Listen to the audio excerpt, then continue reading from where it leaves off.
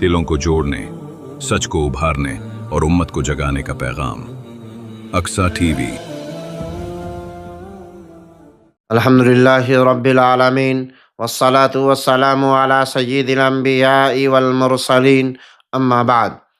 میرے محترم بھائیوں اور بہنوں، اب تک ہم نے بات کی توبہ، دل کی اصلاح، نماز، قرآن، ذکر، اور آج ہم بات کریں گے اس عظیم شخصیت پر جن کی زندگی ہمارے لیے مکمل نمونہ ہے۔ نبی کریم صلی اللہ علیہ وسلم کا مقام اور اخلاق۔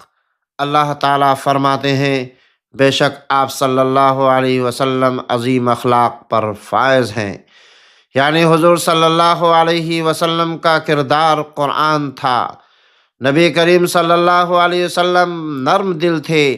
اللہ فرماتے ہیں آپ ان کے لیے نرم ہو گئے، دشمنوں کو معاف کر دیا، طائف میں پتھر کھائے، بد دعا نہیں کی۔ حضور صلی اللہ علیہ وسلم اکثر مسکراتے تھے۔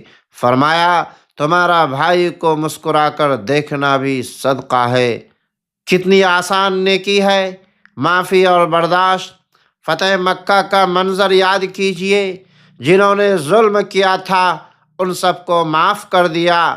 آج تم پر کوئی گرفت نہیں۔ یہ ہے اخلاق نبوی صلی اللہ علیہ وسلم۔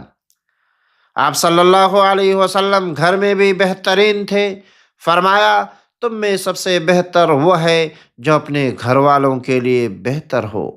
سچ بتائے، باہر نرم، گھر میں سخت، یہ سنت نبوی نہیں، اصل اخلاق گھر سے شروع ہوتا ہے۔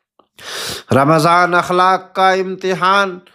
روزہ ہو، غصہ آئے، پھر بھی کہو میں روزہ سے ہوں، یہی اصل کامیابی ہے۔ آج ہم عہد کریں، نرمی اختیار کروں گا، غصہ چھوڑوں گا، معاف کروں گا، سنت پر چلوں گا۔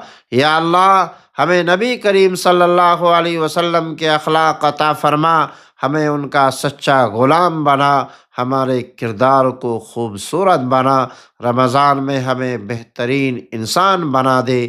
آمین یا رب العالمین۔ والسلام علیکم ورحمۃ اللہ وبرکاتہ۔